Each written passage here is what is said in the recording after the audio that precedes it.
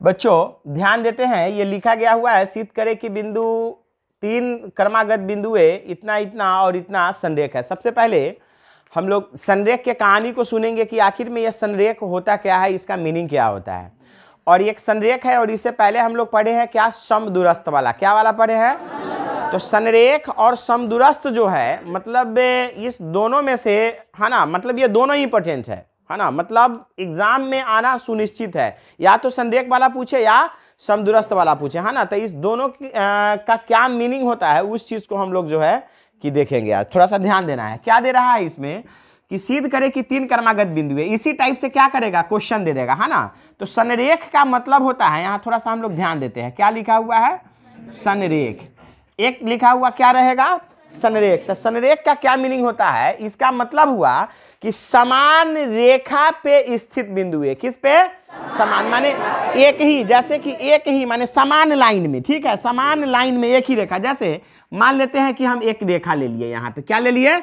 रेखा ले लिए, ठीक। तो इस पे तीन बिंदु की बात कर रहा है ना, तो ले लेते हैं ए हो गया, ए हो गया, बी हो गया और ये हो गया सी हो गया। तो तीन को ए में दिया हुआ है बिंदु। तब मान लेते हैं वह तीनों बिंदु हो जाएगा x1 y1, ठीक है। एगो हो जाएगा x2 y2, एगो हो जाएगा x3 y3। ये होना गया। तो इसमें करना क्या रहता है, यह एक ही रेखा पे माने समान रेखा, एक लाइन वाला रेखा पे स्थित तीनों बिंदु है, ठीक। इसी को कहते हैं क्या, संरेख कहते हैं। तो ये संरेख होगा कब, है ना। तो हम क्या करेंगे, ए बी को निकालेंगे। क्या निकालेंगे? ए बी की दूरी को निकालेंगे, 20 की दूरी को निकालेंगे। फिर क्या निकालेंगे? BC की 20 की दूरी को निकालेंगे, है ना। इस दोनों का योग, ठीक है, किसका किसका? AB प्लस BC, या दोनों मिला करके अगर AC आ जाता है, क्या आ जाता है? AC आ जाता है। तो दिया गया जो बिंदु है, बिंदु का निर्देशांक वह क्या चीज में रहेगा? वह संरेख होगा। समझ में आया? मतलब एक ही रेखा पे स्थित जो है कि ये तीनों बिंदु है, ठीक। इस तीनों बिंदु है तो क्या करेंगे हम लोग, जैसे ए हो गया, बी हो गया, सी हो ना गया, तो A B plus B C, इस दोनों की दूरी, है ना, ए बी और बी सी दोनों के दूरियों का योग, मतलब दोनों को जोड़ेंगे एक साथ, ठीक है। योग करके ये फर्स्ट और लास्ट वाला, ठीक है, मतलब कि ए सी के बराबर में आ जाएगा।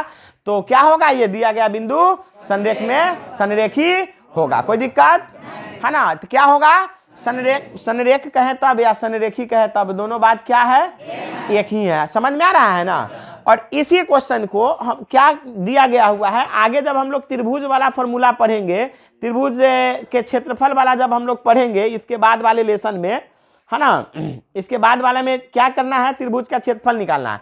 तो संरेखी वाला हम लोगों से पूछ दिया जाता है क्या, माने त्रिभुज के क्षेत्रफल में भी पूछ देगा। जैसे दे देगा, जैसे ये तीन बिंदु है ना, तो ये दे देगा। यहाँ पे ध्यान देना है, जैसे हम एगो त्रिभुज ले लिए, त्रिभुज हो गया, ए हो गया, बी हो गया और सी हो गया, होना गया। तो ए का निर्देशांक यहाँ पे क्या है, x1 y1, बी का निर्देशांक क्या है, x2 y2, सी का निर्देशांक क्या है, x3 y3, है ना। तो अब जो है कि अब कह देगा कि दिया गया जो है कि यह तीन निर्देशांक है जो कि किसी त्रिभुज के शीर्ष का निर्देशांक है, सिद्ध करिए कि यह संरेखी होगा, है ना। तो हम लोग क्या करेंगे उस परिस्थिति में, इस त्रिभुज के क्षेत्रफल को निकालेंगे। क्या निकालेंगे? त्रिभुज के क्षेत्रफल को निकालेंगे। और वह क्षेत्रफल 0 आ जाता है। क्या आ जाएगा? 0 माने कि शून्य आ जाएगा। तो दिया गया त्रिभुज के शीर्षों का निर्देशांक कथी में रहेगा, वो संरेख में रहेगा। मतलब ये कि त्रिभुज के क्षेत्रफल को ज्ञात करेंगे और वह क्षेत्रफल क्या आ जाएगा, 0 आ जाएगा। तो कथी रहेगा, वो संरेखी रहेगा, माने संरेख रहेगा, माने वो एक रेखा में रहेगा। अब ऐसा क्यों, तो ध्यान देना है। ये त्रिभुज है तो इसका तो कुछ ना कुछ एरिया है, 5 इकाई, 10 इकाई, 20 इकाई जो भी है ना, वर्ग इकाई निकालेंगे तो आएगा कि नहीं आएगा। लेकिन यही एरिया यदि 0 आ जाए, माने ये रेखा में क्या है, कोई एरिया है नहीं है, सीधे यह क्या है, यह लंबा है ना, कोई एरिया नहीं छेके हुआ है। कोई इस तरह से गोला या इस टाइप से या चतुर्भुज आकार, कोई इस सब का कुछ ना कुछ तो एरिया है। लेकिन इस रेखा का कोई एरिया है नहीं ना है। तो वही त्रिभुज का क्षेत्रफल यदि 0 आ जाएगा, उससे स्पष्ट होता है कि दिया गया त्रिभुज के शीर्षों का निर्देशांक कथी में है, वो संरेख में है। समझ में आ रहा है ना। तो याद रखना है दिमाग में, ठीक है। ये कैसे याद रखना, क्या दिमाग में रखना है कि इस तरह से तीन क्रमागत बिंदुए संरेख करने के लिए यदि दे, तो हम क्या करेंगे, इसके बीच की दूरी निकालेंगे ए बी, और फिर क्या करेंगे, BC निकालेंगे है ना, और फिर क्या करेंगे, AC निकालेंगे। समझ में आया? मतलब ही कि कोई दो बिंदुओं, माने एक ये हो गया और ये, ठीक है, कि बीच की दूरी यदि तीसरा के बराबर अगर आ जाता है, दोनों को जोड़ेंगे, ठीक है, और जोड़ करके अगर तीसरा के बराबर आ जाता है तो दिया गया बिंदु क्या होगा, वो संरेखीय होगा। जैसे अब हम रेखा को हटाते हैं यहां से, ठीक है। अब ध्यान देना है, यहां जैसे ले लेते हैं कि A का निर्देशांक देगा कुछ, ठीक, B का देगा और C का दे देगा। इसका कुछ ले लेते हैं, PQ ले लेते हैं, A का ले लेते हैं ST ले लेते हैं, इसका ले लेते हैं YZ ले लेते हैं, ठीक। इसमें दो के बीच की दूरी को ज्ञात करेंगे। कैसे कैसे ज्ञात करेंगे, जैसे BC और CA, इस टाइप से ज्ञात करेंगे, ठीक है। और दो की दूरी को एक साथ जोड़ेंगे और वो अगर तीसरका के बराबर आ गया तो ये संरेख होगा, अन्यथा नहीं होगा। तीनों अगर अलग अलग आ गया, जैसे कि AB निकालेंगे, BC निकालेंगे और फिर निकालेंगे CA निकालेंगे, एगो आ गया 5, एगो आ गया 2, एगो आ गया 20, मान लेते हैं, तो वो संरेख नहीं होगा, क्योंकि इसमें कोई भी दो दूरी को मिलाने पे तीसरका के बराबर नहीं आ रहा। ये ध्यान में रहेगा ना, ध्यान में रहेगा। तो कोई भी जो है कि दो दूरी को मिला करके यदि वह तीसरा के बराबर यदि आ जाता है तो वो क्या होगा, वो संरेख होगा। समझ में आया ना। और स्वाभाविक बात है, जैसे A हो गया, यहाँ B ले लिए, यहाँ C ले लिए, अब AB की दूरी अब BC की दूरी को जोड़ेंगे तो स्वाभाविक बात है कि AC की दूरी आएगा कि नहीं, तो ये क्या होगा, संरेख होगा, है ना। माने एक रेखा पे, एक ही लाइन पे, एकदम समान रेखा पे ही स्थित होगा ये तीनों बिंदु, ठीक। लेकिन मान लेते हैं कि ये आ गया 5, ये आ गया 7 और इसको ज्ञात करें और ये आ गया, मान लेते हैं ये 7 5 12 होना चाहिए ना, ऐसा तो किसी कंडीशन में होगा नहीं, मान लेते हैं कि 14 आ गया, तो ये संरेख नहीं होगा। क्यों नहीं होगा, क्योंकि ये दोनों के बीच की दूरी तीसरका के बराबर नहीं आ रहा। इनमें से कोई भी दो दूरी को मिलाने पे तीसरका के बराबर नहीं हो रहा, इसलिए यह संरेख नहीं होगा। लेकिन कोई भी दो दूरी को मिला करके, जोड़ करके अगर वह तीसरका के बराबर आ जाए तो वो चीज क्या होगा, समझ में आया। तो यही होता है संरेख। अच्छा, त्रिभुज वाला में अगर पूछा जाए तो उसका अगर एरिया अगर क्या आना चाहिए, 0, तब वह क्या हो जाएगा, संरेख, अन्यथा नहीं होगा। उम्मीद है समझ में आया होगा। लेकिन एगो समदूरस्थ है, इससे पहले जो हम लोग पढ़े हैं इसके बाद भी हो सकता आएगा इस टाइप का प्रश्न, ठीक है। तो समदूरस्थ वाला में क्या है, जैसे कह देगा कि सिद्ध करिए कि बिंदु A से, किससे, बिंदु A से B और C की दूरी जो है कि समदूरस्थ है, ठीक है।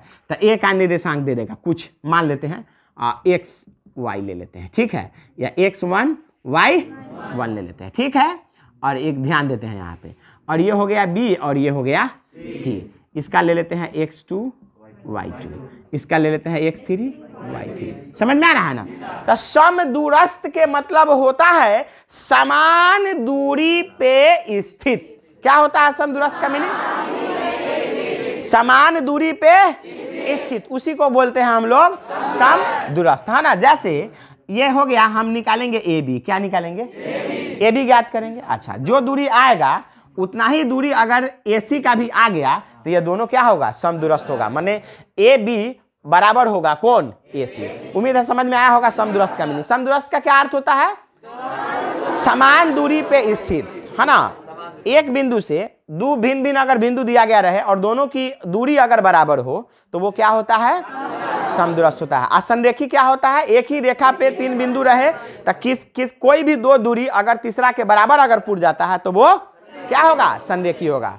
कोई दिक्कत, कोई भी दो दूरी तीन अगर क्रमागत दिया गया हुआ रहेगा तो उसमें का दोनों दूरी अगर तीसरा के बराबर पुट जाएगा तो वो क्या होगा, समझ में आ रहा है। अच्छा, समदूरस्थ क्या हो जाएगा, समान दूरी पे स्थित हो, उसी को क्या कहते हैं हम लोग, समदूरस्थ कहते हैं। मान लेते हैं कि अगर हम कहें कि A से B C D E और F की दूरी समदूरस्थ है तो क्या होगा, यहाँ पे AB बराबर ही होगा AC, बराबर होगा AD, बराबर होगा AE, बराबर होगा AF। समझ में आया, क्योंकि समान दूरी पे क्या होगा, स्थित। कोई दिक्कत नहीं ना है। माने समदूरस्थ का क्या मीनिंग हुआ, समान दूरी पे स्थित कोई बिंदु हो तो उसी को क्या कहते हैं हम लोग, समदूरस्थ। और एक ही रेखा पे, सामान्य रेखा पे अगर दो तीन लगातार जो है कि बिंदु हो और उसमें से दो दूरी अगर तीसरा के बराबर अगर पुट जाता है तो वो क्या होता है, संरेख होता है। समझ में आया।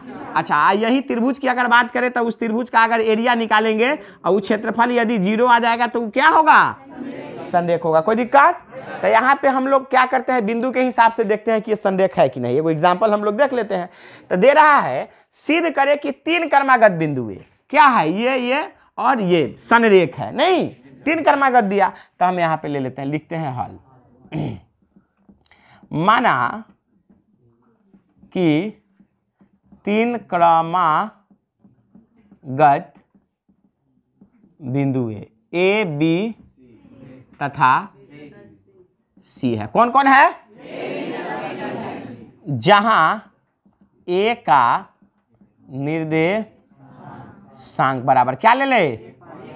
1, 5। बी का निर्देशांक क्या ले ले?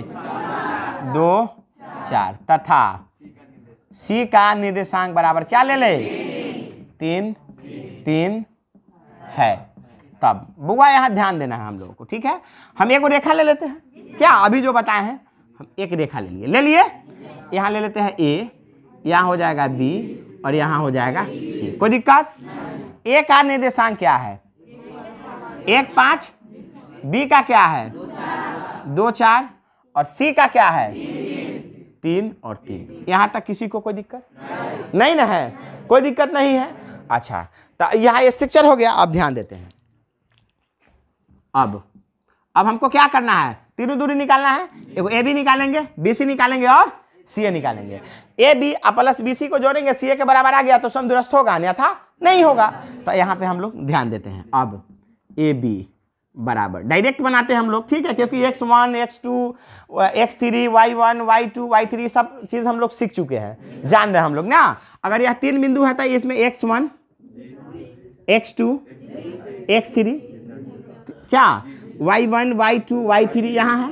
अच्छा, एक एक करके ए बी लेते हैं तो इसमें x1 ये हो गया, y1 ये हो गया, x2 ये हो गया, y2 ये हो गया। फिर ओकरा बाद बी सी लेंगे तो x1 ये हो जाएगा, y1 ये हो जाएगा, x2 ये हो जाएगा, y2 ये हो जाएगा। नहीं, अलग अलग। तो हम लोग जानते हैं फॉर्मूला ए बी की दूरी सूत्र से, x2 माइनस x1 का whole square plus y2 minus y1 का होल स्क्वायर। तो लिख लेते हैं x2 माइनस x1 का whole square plus y2 minus y1 का होल स्क्वायर, यही ना। यहाँ ध्यान देना है, x2 इसमें क्या है 2 और माइनस x1 क्या है 1 का होल स्क्वायर प्लस y2 क्या है 4 और y1 क्या है 5 का क्या हो जाएगा होल स्क्वायर हो जाएगा ना। ये क्या हो गया, यहाँ ध्यान देना है, ये 1 के स्क्वायर प्लस माइनस 1 के स्क्वायर, ये हो गया 1 के स्क्वायर 1 प्लस माइनस में माइनस गुने माइनस प्लस 1, ये हो गया √2। कोई भी यूनिट नहीं है तो यहाँ पे लिख देंगे इकाई या इकाइयाँ, ठीक है। ध्यान देते हैं, यहाँ थोड़ा सा ध्यान देते हैं, ठीक। ये क्या हुआ ए बी, तो हम यहाँ पे लिख लेते हैं, ये लिख ले √2 इकाइयाँ, कोई दिक्कत नहीं ना है।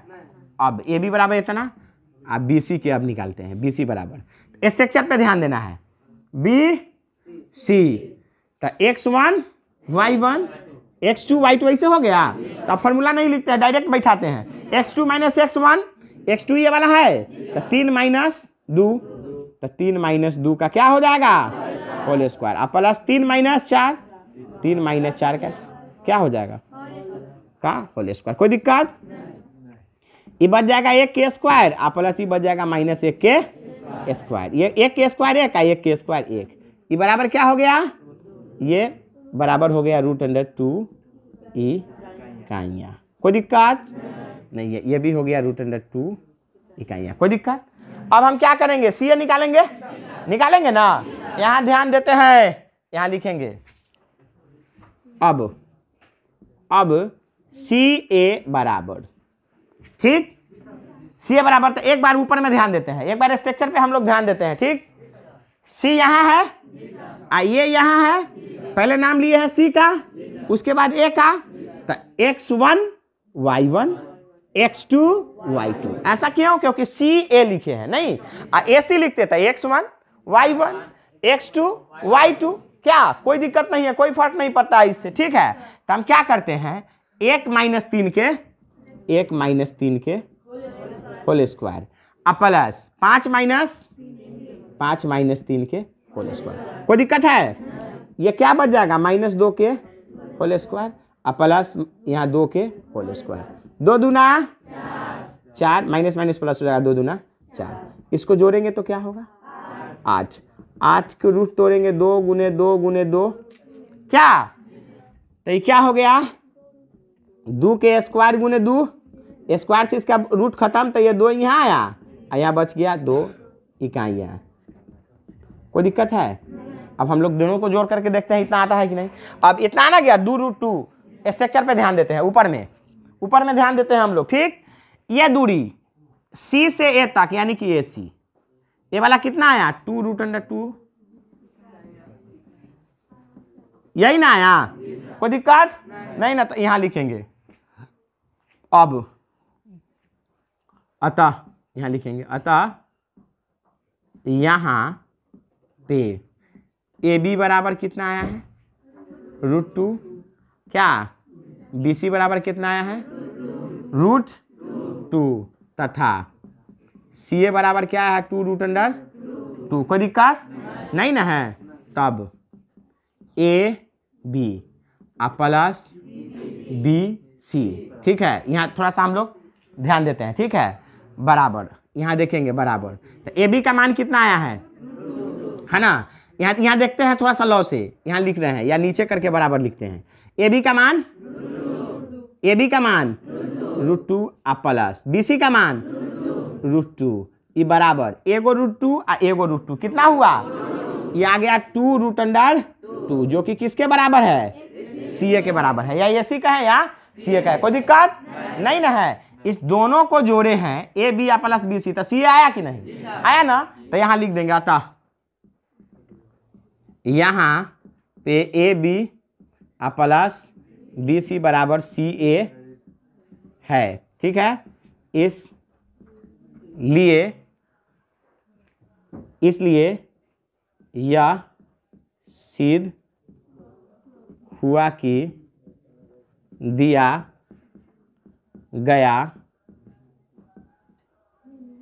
या दिए गए बिंदुएं कथी हैं संरेख है। कोई दिक्कत, उम्मीद है समझ में आया होगा। अब हम लोग एकदम आराम से बना सकते हैं। इसके बाद वाला जो प्रश्न है 12 के क्या है 1 2 3 ये सब है ना, एकदम आराम से बनाएंगे। और ध्यान में रहे ये चीज कि संरेख और समदूरस्थ से एक क्वेश्चन आना सुनिश्चित है एग्जाम में।